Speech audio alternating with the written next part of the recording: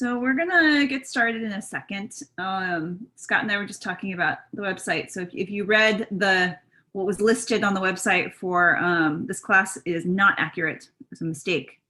Don't worry about time, Jay. We're gonna give you extra time. Like it's not gonna be due like at the end of this week. I think that we need to talk to other teachers about it, but my instinct says that like you'll have at least like 2 weeks afterwards. So we might give like a deadline sometime in like sometime in April, like probably like sometime the second week of April, for you to have everything done and then send us, and then we'll send out the email from there. So it's okay. Don't worry. No worries. You're gonna have time. And so just so you guys know, next month is going to be super, super awesome. I'm actually not teaching it, but we have a new teacher on, and he's going to be teaching a whole month of animation, which I am so excited about. So if you guys don't know yet, you have to join next month because it's an entire month full of different ways to do animation.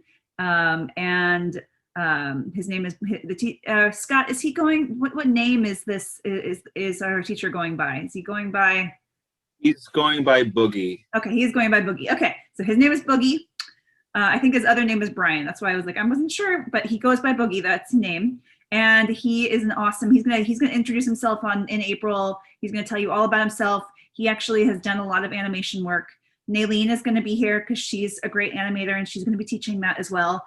But me and Ben are not going to be teaching in April, but we'll be back in May. So don't worry, with some new awesome programming for you guys.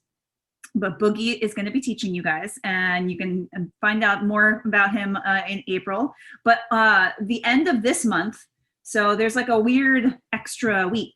So yeah. Yes, yes, Tater. So at the end of this month, there's the last week in May, there are no classes. We have designed that because I don't know if you guys know this, but we haven't taken the whole month off in a full year. So we are, there's no classes the last week of March, but get ready because in April, is all about animation, which is awesome because that's what Chuck Jones is all about. So super, super awesome. Okay, but let's turn our focus real quick to, oh, hi, Kat, I just saw you joined. Let's turn our focus real quick to our heroine comics. So, okay. And so, yeah, so we're working on our comics. Last week, I talked to you guys about layout and how the number one thing that you want to make sure is right in your comic is that it is readable, because what good is a comic that doesn't make sense when somebody goes to try to read it? So for me, that means, you know, we read English, and maybe even other Germanic languages, and so we read usually from left to right, and so we need to make sure all of our panels are very easy to read from left to right. And there's also, you want to change, and I talked about this last week, but you want to change perspectives. So you don't want every single panel to be looking at the same, you know, characters from the same distance. You want some panels to be zoomed in, you want some panels to be zoomed out, and you want to have some different perspectives going on. So I went through and I started, I'm not even finished. Don't worry, Jay, and Laura, whoever is not finished, because I'm not nearly done with mine either. So I'm probably gonna need the extra week to finish mine. But I've already done all the drawing, and actually that's not true. I didn't finish drawing the last panel. I got to do that. But I have today we're going to talk a little bit about color, and in terms of what you choose to use to color your comic, that's totally up to you. If you're working digitally and you're coloring your comic in digitally, that's awesome. If you are working 2D like me, and you want, or if you're working analog and you want to use colored pencils, those are awesome. I got this cool new watercolor set the other day, and I was really excited to try it out. So I started watercoloring mine, and I'm really, really excited by the results. And one of the things that I like to think about when I am adding color is I like to think about two things. One, I know that my comic has two different settings. So color can really give clues to your comic based on like where the character is. So at the beginning of my comic, the character is in bed and she's, you know, falling into a sleep. And so, and then all of a sudden she goes into this dreamland. So I knew that I wanted all the scenes where there's like a dreamland to be all brightly colored. And I'll show you what I've done so far. I'm only halfway done, not even halfway done. But so here's my comic so far. And I knew that I wanted all of these middle panels. So here's my character. She's asleep in her bed. And then she wakes up and she's in a dream world and she sees this pumpkin carriage. She gets into it and then she goes on the ride and she sees this like city that looks a lot like It's a Small World. So I knew that going to this, that I wanted all 4 of these middle panels. Oh, and the bottom panel, which is not drawn yet, is the cat knocking over the blocks and waking her up. So I knew that I wanted the top and the bottom panel to be a different color scape than the panels in the middle. So color is a really good clue as to like where your character is. It can really like give your reader like a big clue as to like what's going on. So when I'm working, I know that these 4 panels, the sky is always going to be the same color. So I'm doing this kind of like bright teal blue sky color. And I'm going to have some really vibrant like pinks and oranges in the pumpkin carriage. And I'm staying really consistent with the color of her outfit. So she's always in this kind of like orange reddish colored dress. So I knew going into it that has to stay the same. It's really important that like whatever you choose. Oh, thank you guys. Whatever you choose, the color is my favorite part. So you can see that color can really make a comic come alive. But you need to make sure that when you're picking your colors, you want to be really strategic. So like I chose this red color because I knew that her outfit would really stand out and pop against this blue color. And one of the things you can think about is complementary colors. Oh, I should have had this out beforehand, but let me see if I can find a color wheel real fast. So complementary colors, here's one real quick. If you're ever doing color theory, complementary colors are colors that are across from each other on the color wheel. So in my comic, I knew that I wanted kind of this bluish greenish, like kind of bluish greenish teal in this range for the sky. And so to complement that, or to contrast against that, I knew that anything that's on the opposite side of this color wheel is going to look really nice. It's going to like really pop against this color. So red, orange, and blue, green are complements of each other. So that's why I knew that those 2 colors are going to work really well. Okay, so think about what kind of colors you're going to use to create these like I call them colorscapes. And I haven't yet picked what color I'm going to do for the top and the bottom, but I know it's going to be a lot more muted. I'll probably add in a lot of grays. Because I'm using watercolors, I'm going to add more water to the top and the bottom, so the colors are going to be a lot lighter, a lot paler. These colors are very saturated. Saturated means like they're very bright. The color is very vibrant. And on the top and the bottom panel, the color is going to be a lot less vibrant. It's going to be much more muted and toned down. So does anybody have any questions about what kinds of colors they could use, and how some of the ways the color can kind of function in a comic? As if not, then I'm just going to go ahead and start working on this panel, and because I'm going to keep working on this color and use some of this time. And you guys should use some of this time too to keep working on yours. You know, one thing I forgot was I didn't add in like a little background line. Does anybody have any questions? Anybody started adding color to theirs? Not really, not yet. Very quiet today. Everybody's very quiet.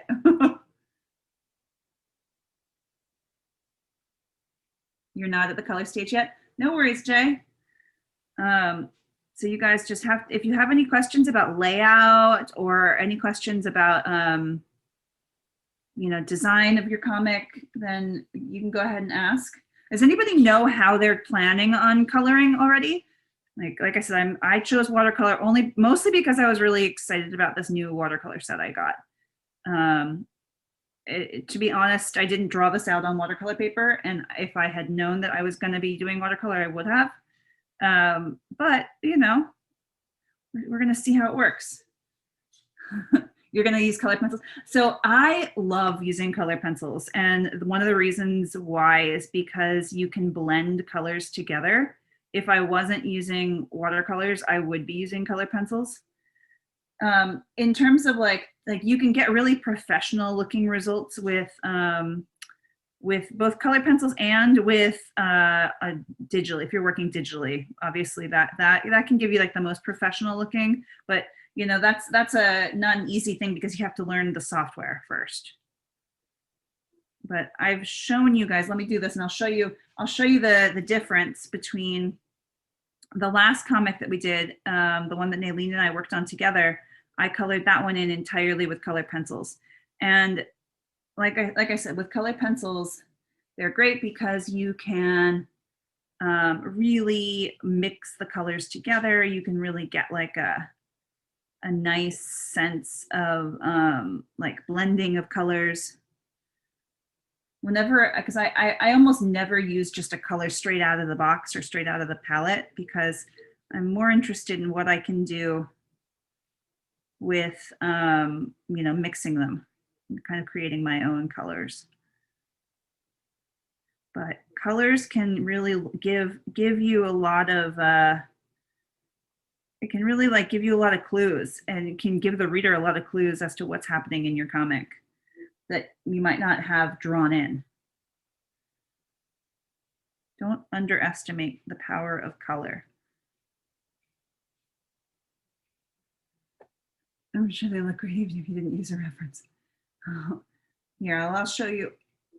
I will show you. Tater, oh, yeah, you're doing it. You're doing it digitally. Nice, Laura. So here, let me see if I can find. Yeah, here it is. So here. I know I've shown you guys this before, but this one right here is colored entirely using colored pencils. And again, when I chose the colors for this, I was picking colors that were complementary. So I knew that I wanted the moon or the planet that they were on to be like in the yellow area. And if I look like yellow, orange, and if you look across from yellow, orange, you have violet and blue, violet. So I knew that if I picked like yellowy, orangey colors, that if I did the sky kind of this, you know, pinkish to ombre, bluish color, that those colors would pop against one another.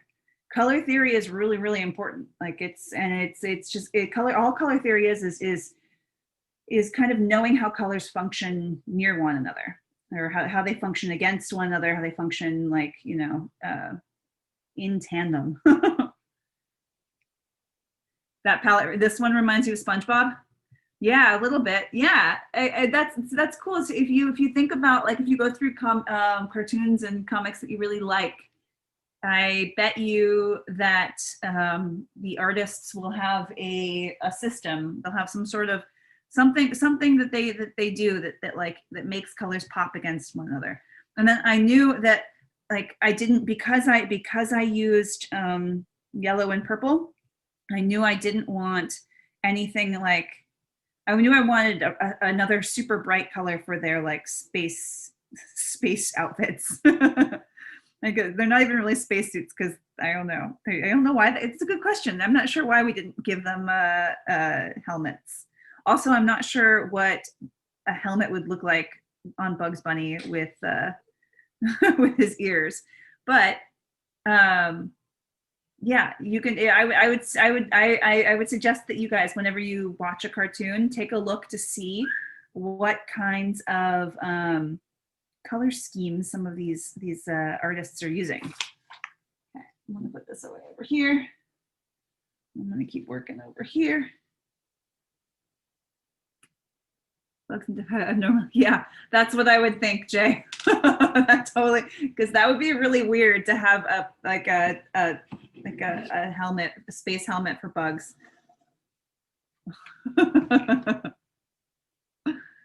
I don't know. Maybe they're inside of like, I don't know. Maybe they're in a dome. Who knows? So one other thing that I should show you that I do when I'm working, especially with watercolor and also with color pencil, is I always test out colors. So I always have a like a practice sheet near me, and I'm always kind of using it to help me like figure out what colors work, to like make sure that my brush is clean, to make sure that like this is the right color. You don't want to accidentally take a color off your palette and start, you know, drawing or painting and like then realize, oops, that was the totally wrong color. I made a big mistake. Oh, there's a little green on this. Let me clean this off a little better.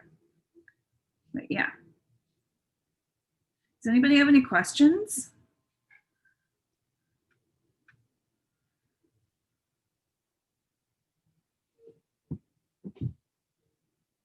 Everybody's very quiet today. You probably just have the ears tied back under the, yeah, it's true. With bugs, it's probably exactly what you'd have to have.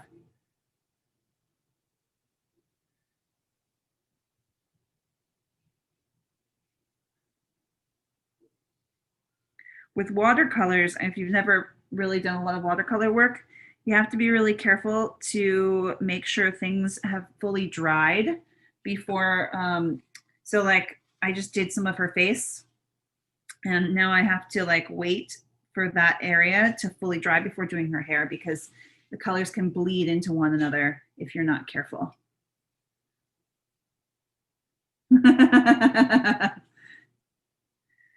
I guess by quiet I meant not talkative. let me rephrase. Everybody's very not talkative today. Is that better?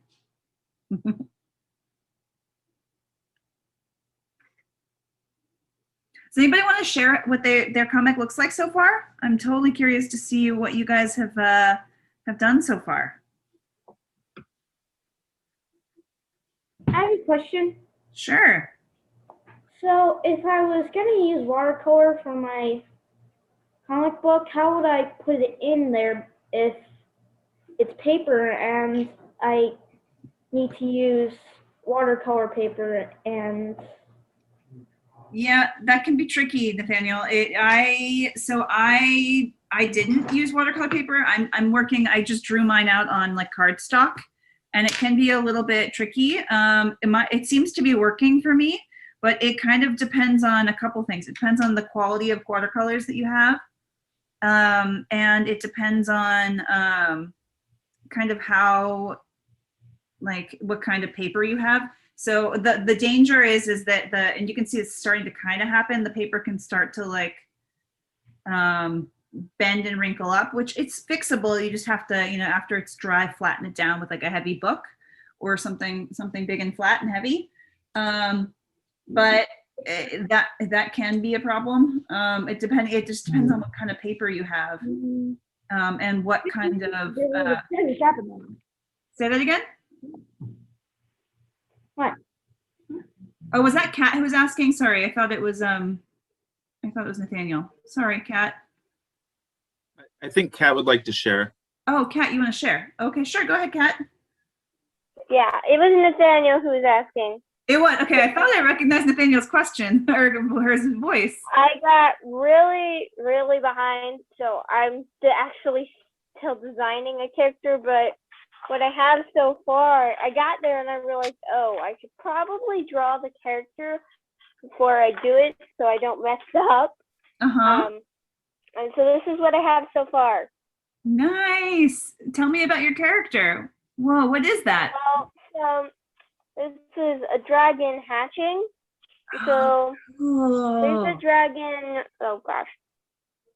There's the dragon's egg, and then the mother dragon, which I already drew previously, is going to come in. And then in this panel, she's going to be completely, obviously I didn't draw her in yet. Yeah. Then the next panel is going to be, like, you'll see some of the father dragon, and then you'll see him all on this one. and hatching and stuff. Oh, Yeah. awesome. Very cool. Nice. I like this plan. Very nice. So Nathaniel, did I answer your question? Yeah. Yeah, I mean, what kind of paper do you have? What are you working on? Regular paper. Just like printer paper? Mm-hmm. Yeah, I wouldn't, if you already have it drawn out on regular printer paper, I would not use that for colored. I would just do color pencil or something I'm else. actually going to trace a panel on the watercolor paper. Canon, yeah, that's yeah, you could definitely work on watercolor paper, totally. Like I mean, it just depends, it's up to you. Like that, it just takes time because you'll have to redraw. But like I said, like it just really depends on what you've worked on. And if you want to like go through in the watercolor is really tricky. I'm not gonna lie, it's a lot. It can be a lot harder than using color pencils because you're working with a brush. But I really like the effects that you can get with watercolor, but it's definitely a different, it's a different set of hand skills because you're working with a brush rather than a pencil or pencils. But it's really good practice. It's really, really good practice.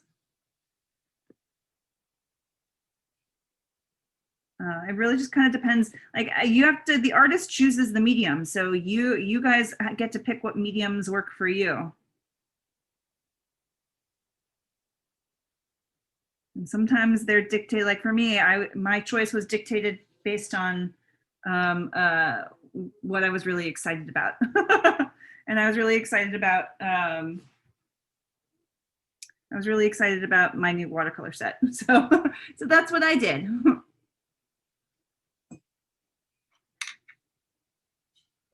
Sure, Jay, absolutely. You can share at the end. Let's see here. So when you're working with any colors, and what I do suggest is that you always start with the background. Start with the background first, and then work forward towards the foreground. So start with the background. Lay down your flat colors first, and then you can work, on top.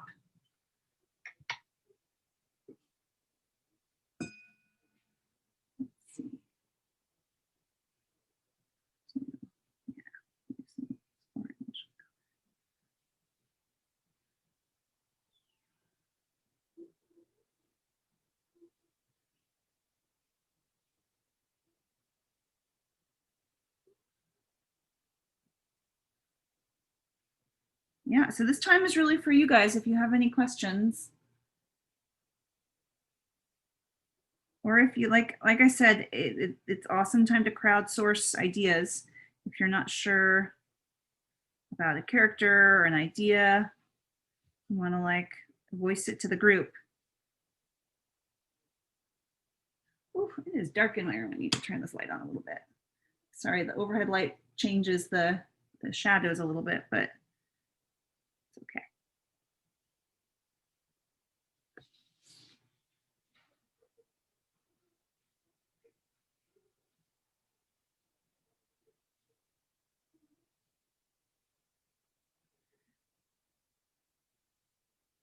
Like I said, I love adding color because it can really make your story come alive in a way that, the drawing brings it, like the drawing, you give birth to your drawing, but then like it just gives it personality and something else when you start adding in the color. Scott, you'll have to tell me if somebody has any questions, because Absolutely, yeah. so. And one of the things that I was thinking about a lot with my comic was, because my character is Mary Blair, her whole thing was color. Like that was like her her world. Like the way she used colors was very bold. So I also wanted to make sure that my color choices, especially in this dreamscape, were also very bold and bright. So I didn't talk about any ink. So you can see that I did lay down the ink on these ones, these 3 panels that I'm mostly done with. And that's the very last thing I do. And in terms of tools, I kind of use a range of tools. I really like, let's see, yeah. I use these 2 things. One is just like a Pentel brush pen. And it's just like a black brush pen. That's how you can get like nice different widths of lines, so that you can go from like thicker to thinner. And then for those and for anything detailed, I use the micron, and this is just an 03 micron. And that's how I with a ruler, I go through and I did all the lines around the outside. So, but that is something that I do at the very, very end. That was the last thing is the ink. And I knew on mine, I didn't want to outline everything. I just kind of wanted to be really sparing with the colors, or with the ink, because I wanted the focus to be more on the colors. When you add in ink, it's for most comics, it's great because you can it really defines your, basically when a lot of times when you add color, your picture can start to look a little more muddled. But then when you go back in and add on top of it the lines with ink, you can get a lot more definition. So now I'm just taking a secondary color, a darker color, to paint in these shadows on the bottom of this pumpkin. So I'm taking, it's almost like I want to say like a reddish brownish color to get these shadows.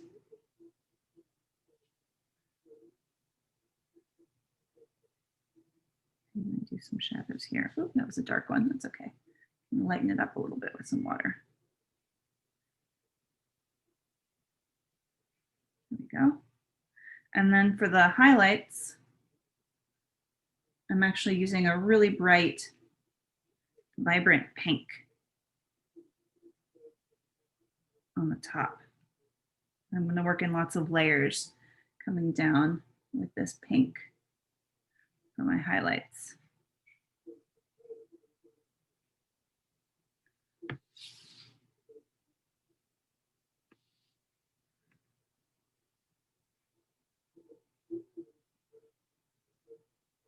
And I knew, like I said, I want the colors to be super saturated, really bright and vibrant colors.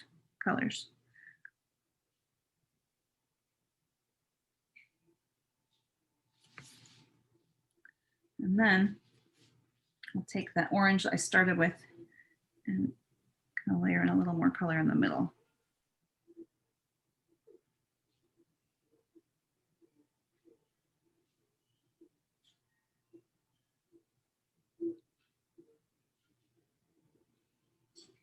There we go. I'm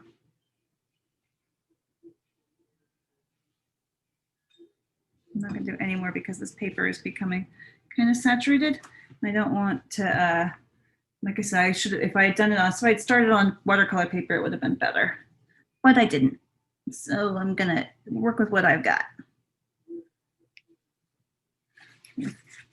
I can sop up any extra color, any extra liquid with a paper towel or tissue.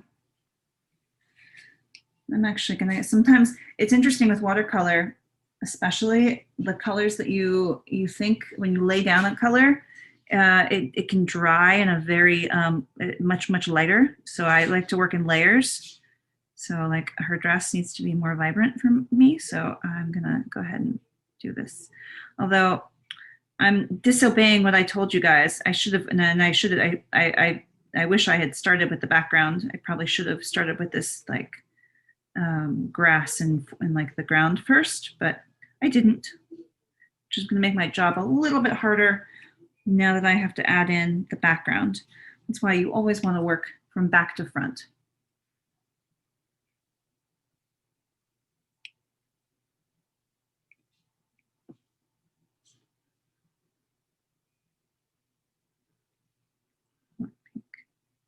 Really like this pink. There's also with watercolor, there's lots of different techniques with like, you know, having a wet brush versus a dry brush. Right now I'm doing mostly wet work, but it can be nice to do dry work too.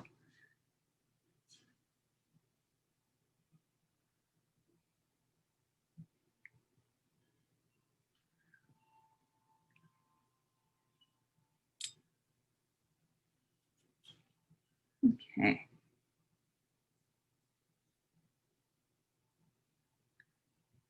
Let's see. I'm gonna do, let's see, I'm gonna do like some vibrant, I had like this blue to the green. Maybe I'll do this with that green color. It was this one. Let's see, yeah, that's a good color.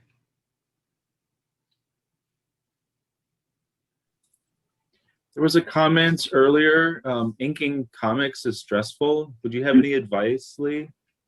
Yeah, start with a micron pen like that. This is one of the easiest ways to do it, and just make sure, like, go slow, take your time. I know it is kind of, it can be a stressful thing because it's you know, very permanent when you start adding in the last lines, but I save them for the very end. Go slow. Especially when you're doing like the outside lines, a ruler is your best friend. But yeah, I would not suggest starting with a brush pen because that can be even more stressful. Like practice, I would say, like, you have to practice with a brush pen, like start, like, you know, drawing some pictures in your sketchbook first for a brush pen. You can get really cool effects with a brush pen, but like I said, it's not easy. It takes a lot of like hand skill and practice. So yeah, just take your time, get a micron, try to like get a couple of different sizes of microns. That can help you. Hope that can kind of help. And just practice drawing them in your sketchbook first.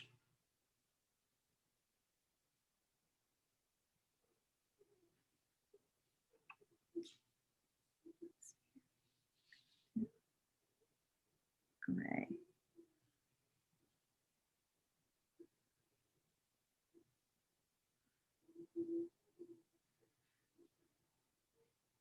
And usually, when you're working with color, things that are the closest to you, if you have an image and it's like it's like a picture that is showing a lot of distance, so like, you know, it's, I don't know, it's like a shot where you're setting the scene, and there's like a lot of you know, space, and everything's kind of going all the way to you know, far back. Maybe you like have like, you know, mountains in the distance, or, you know, your character's in a forest, or your character's in a city. One of the things that color can do is that anything that is in the foreground, anything that's right up close, is going to be the darkest. And as you make your way farther to the background, that's when your colors are going to become lighter, less saturated.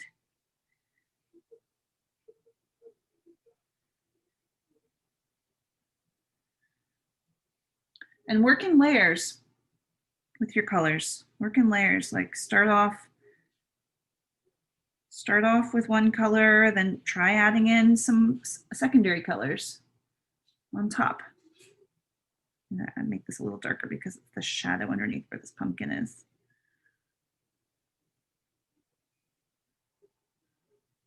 Carriages.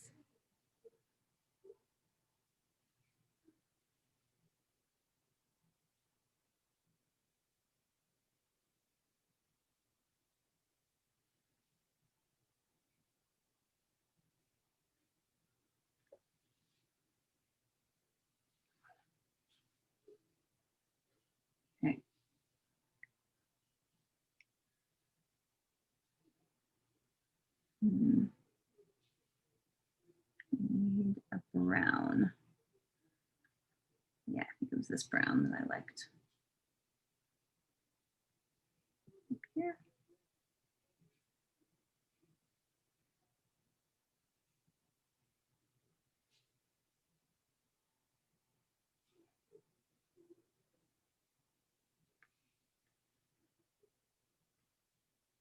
Here. Does anybody else have any questions?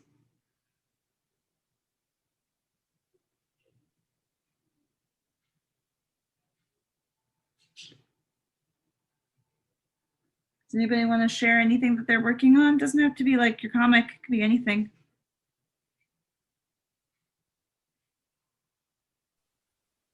Here's Kat. Hey, Kat. So I kind of just wanted to share what I've been working on, like right now. I would love to see. Wow, the anatomy on that is great. Kat, that's amazing. Oh, those like skeletal wings. They're very what's that character from Harry Potter? It's awesome. Thank you. Love it. And the claws. Wow. And also something I finished yesterday. Hmm.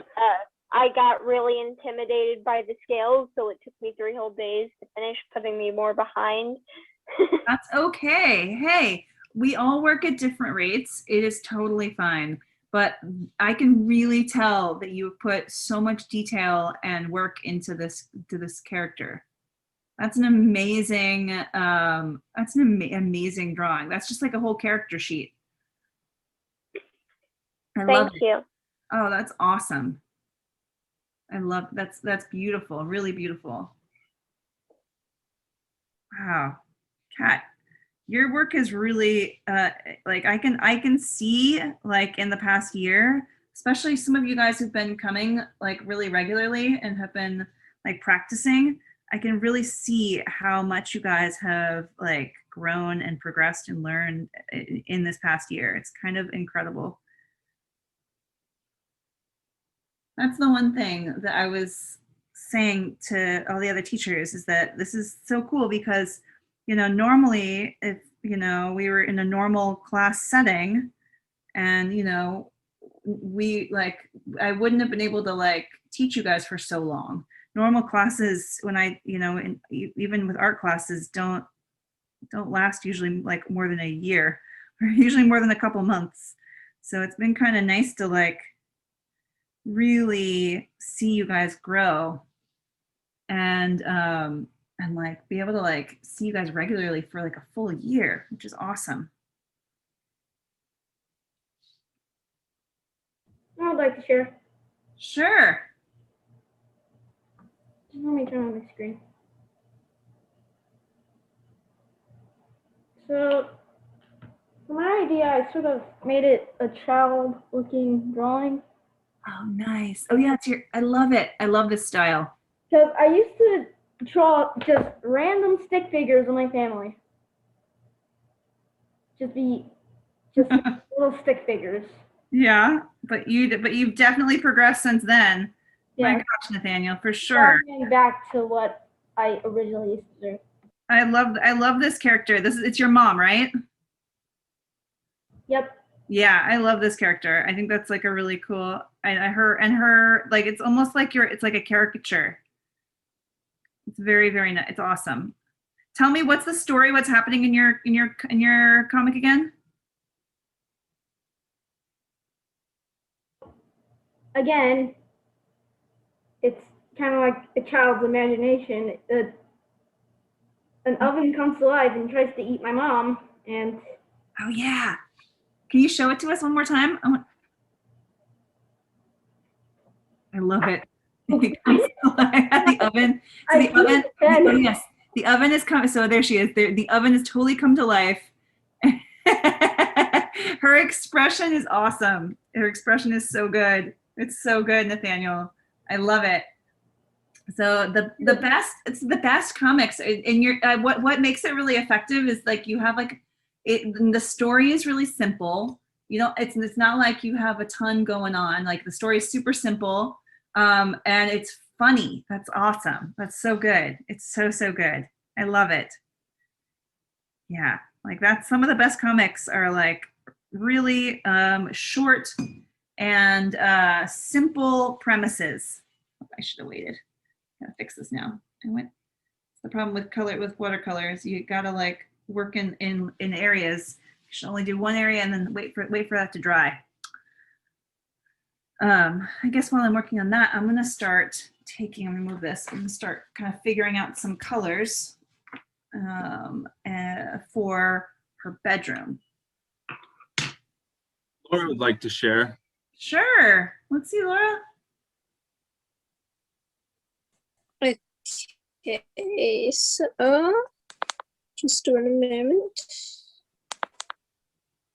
Okay, so I made this a couple of days ago, and on Apple devices and maybe other brands, but I'm not sure, you can use you can put the whole device in grayscale. So I kind of did that to test my knowledge of the like where everything is on the color wheel in the color picker. So yeah. That's awesome though. Yeah, the color, you did a really nice job with the colors. I like you clearly have like a color palette of like, so you went, instead of complementary colors, you went with colors that were like called analogous, which are like ones that are kind of near each other on the color wheel, which is also it's a totally different route, but it totally works. It's yeah. Yes. I even like the marbled her marbled world that she's standing in. Tell me, what's your character's name? I don't have a character for that name. I just kind of, name for that character. Sorry. No, I just drew the character and I was like, oh, okay, I could color it. That's okay. That's okay. Very nice. I like it. I like it.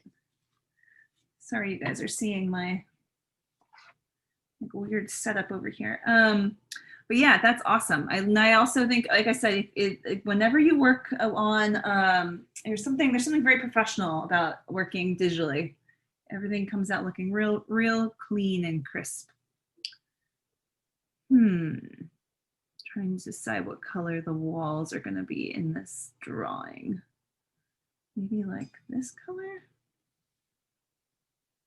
I want it to be real real light. Really light. Your practice sheet kind of looks like just a range of emotions coming out of the character on the right there. I think it's really cool. Yeah, it's a little, it's just a little craziness happening down here. Checking all the colors.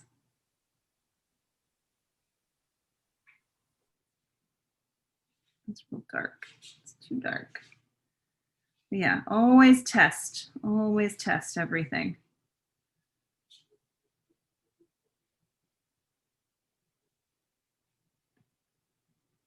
Oh my gosh, it is already 3:16. What happened to the time? That's crazy.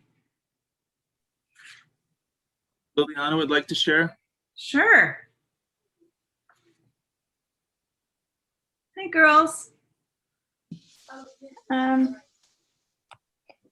So these are some of my characters, but I do them with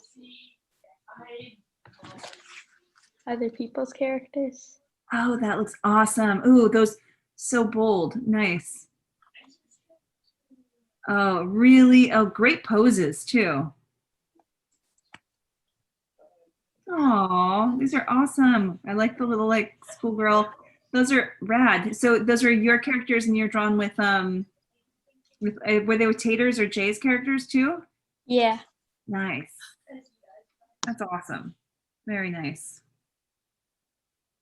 Trying to figure out what colors. So like I said, it's a lot of, for me, it's a lot of, how I work is a lot of practice, a lot of trial and error first. This color? No, that's too bright. What was this one? Yeah, it was that one. All right, that's the color I want. The walls.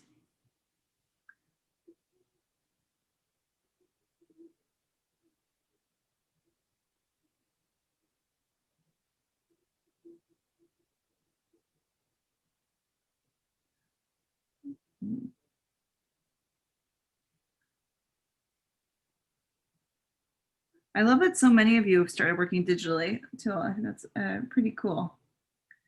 Don't forget to go to you know, also work you know, with your hands too. I think it's good to have both. It's good to do a little bit of both. I would probably use my hands in check jumps because I'd probably not do it digitally because thinking about it, a lot of people really want hand drawn to come back. Yeah, I mean, there are pros and cons to both, definitely, for sure. It is kind of definitely like a you don't want to neglect one. You want to kind of you definitely want to make sure you're doing both.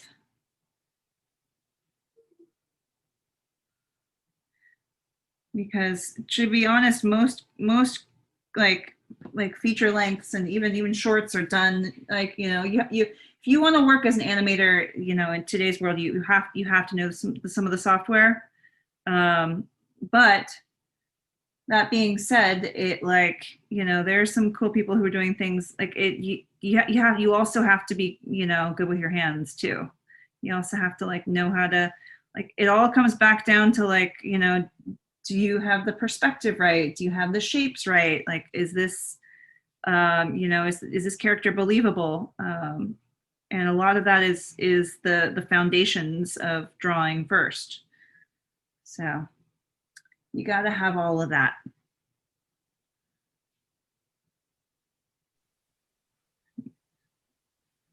What do you like to share? Oh yeah, go right ahead.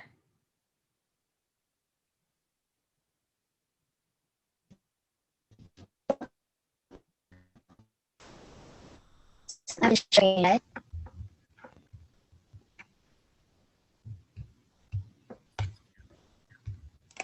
Are you screen sharing? I'm gonna share my screen for Yeah. something. Okay. Yeah. Okay. So I'm recently been using this program. It's called Bloxels. It isn't for art or anything. Well, half it is, half it's for making games. Uh-huh. So I made the pixel art for my character, and if I test, Cool.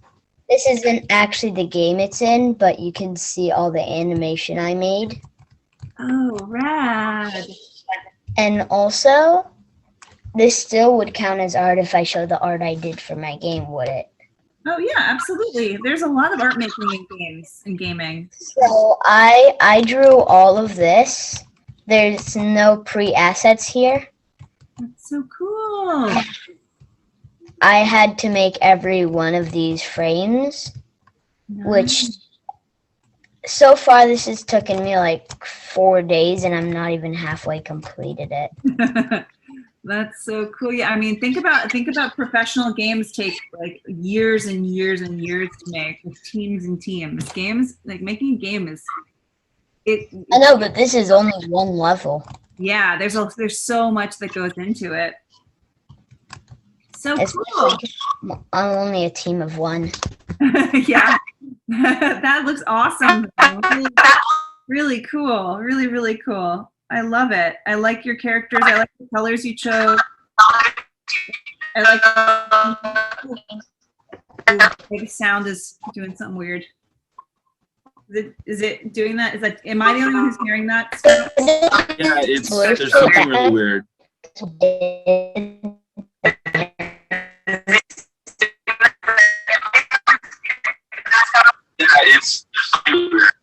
Okay, so it's not just me. Okay, that was odd. Okay, weird. That's so cool. Like, yeah, gaming, I mean, honestly, the future of like the future of gaming is really, really awesome right now. Like you've ever played any of like Legend of Zelda, Breath of the Wild, like all of these games are so beautiful. So beautiful. And people, like teams of people, it takes them years and years to make these immersive, amazing worlds.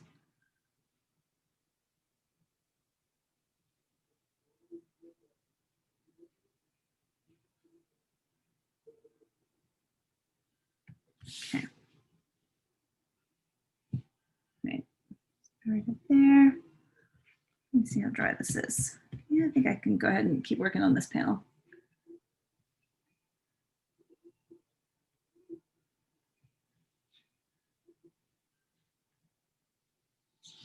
Okay. I love that you guys are all sharing. I think that's awesome.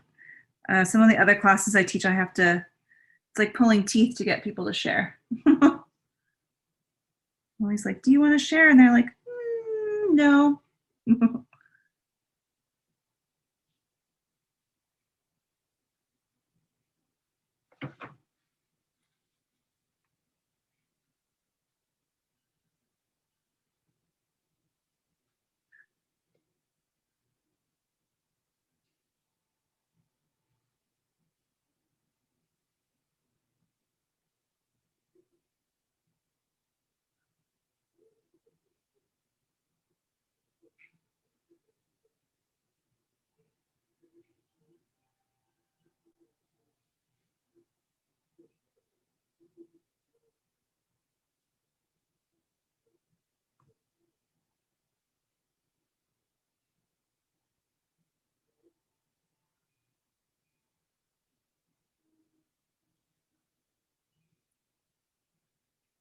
Well, I can't wait to see what you guys have done. So just because there's not that much time left, we haven't really talked about photographing your work, but when you are done, and we can let you know, we can give you some heads up in the next class, and I'm sure the other teachers can give you some tips on this too. But we'll let you know who to email them to. In fact, Scott, are we just sending them? I don't know. I'm not sure. We have to figure that out. But when you are photographing your work, a couple things. One, I would never photograph my work right here, because if you can see, if I held my phone up, I would get like a weird, see the shadow of my phone. So I would never ever photograph in this kind of light. Right now I just have like an overhead, I'm in my room and I have like an overhead light. So you always want to photograph in natural light if you can. So what I would try to do is I would try to wait for like a nice bright day, and I would try to put my work close to a window so that I have a lot of natural bright light. And you want to really be careful about shadows, because you don't want to capture any shadows. Direct light is best. If you're not somewhere where you can get good direct light, you can always use like an overhead lights, but like I said, you have to be really careful of shadows. When you photograph, you want to make sure that you're getting your whole page, and maybe just a teensy weensy a little bit on the outsides, like a little border, because we can always crop that down. And then, in terms of size, when you send it, you've got to make sure you send it as a full size. You don't want to like make sure it's not like a super small document size. And it depends on what you're using. I always use Mac, so it's a little different depending on what it is what software you're using. But do you have any tips for that, Scott, for sending? Well, I do have a tip for the shadows part. Yeah. If your camera has, if you're using a regular camera and it has like a good optical zoom, or even with cell phone cameras, if it has a good zoom, to actually stand a little bit further back, because that gets rid of the shadow. The closer you are, the more chance you're going to have a shadow. Yeah. So you can stand a little bit further back and then just zoom in. Scanners would be great too. If anyone has a scanner available, definitely use the scanner. And yeah, I'm not sure who to send it to just yet. I think we need to figure that out. Yeah, but we'll let you know that. We'll let you know. Okay. Do you guys, does anybody have any other questions?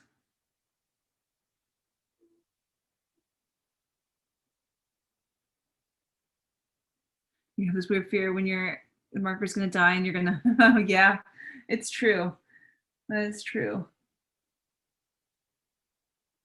That can happen. Another quick note about photographing. Yeah. Try to center the phone or the camera with the center of the page, just so it's more like in the edges are proportional, or you know, like the right perspective, I mean. Okay. So try to photograph it straight on instead of off to an angle, off to the side. Yes, exactly. Sorry, that's a great, yeah, you want to make sure that it's not like you're not tilted. You want to try to make sure, you know, that you're not going this direction, that you're really going like right above.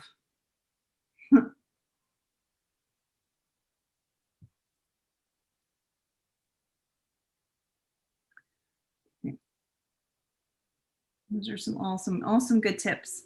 All right, well, I can't wait to see what you guys come up with. I really can't wait to see your comics. Does anybody want to do any last shares? Oh, thanks, Kat. That's sweet of you, Kat. All right. So, like I said before, let me switch cameras. This is my last week for a month, but you guys have plenty of time. This won't be. I don't even want to say due, because it's not due. It's just if you want to finish it, if you want yours to be included into like a PDF that we send an email out to, you know, whoever wants to participate and have all their comics in a small collection. Then we'll let you know of the time, but it probably won't be until, you know, at least the first or second week of April. So you have plenty of time to finish. Also, as always, thank you, Kat, for putting that link up, and thanks again, Scott. We are donation based, so if you can, we really appreciate any donations. They keep our doors open. They're how we can teach you guys all these awesome classes for free. So if you can, please donate. Anything and anything is welcome. I see a couple hands up. Tater and Jay, yeah. Who wants to go first? Tater, yeah. Hello, as usual, just give me a sec to pull this up. Sure. And there we go. Nice. Ooh, I love the ombre Backgrounds background. right now, so. That looks great. So good. The shadows. Oh, I love that you used the long sunset shadows. Yeah, that was a fun one to do. Yeah, but no, that's really good.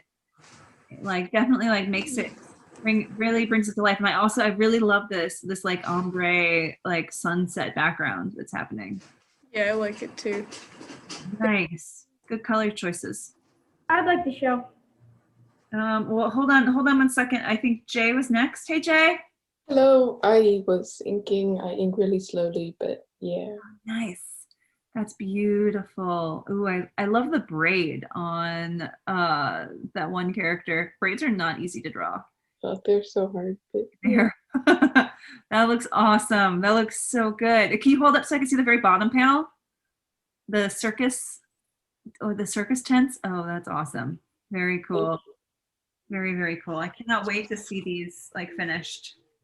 Yeah. Kat, and then Nathaniel. Kat and then Nathaniel, sure. So just kind of wanted to show what I have with my dragon so far.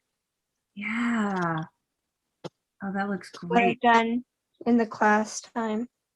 Wow, it looks, you know, you've like literally drawn the anatomy underneath. Like that looks really cool. Starting with that shape. Thanks. I love it. Nice job, Kat. Really nice job. That's creepy. I would not want to encounter that animal in real life. I don't know if it's supposed to be like a, you know, a peaceful character, but the talons at the ends of those wings would scare me away. For those no wings of fire, they're known to eat humans. Yeah. At least so far till the next book. Hint, hint, hint. For anyone who's read book 14, I'm talking to Laura mostly because she's the only one I know who actually read it so far. I don't know. Cool. Well, thank you for sharing.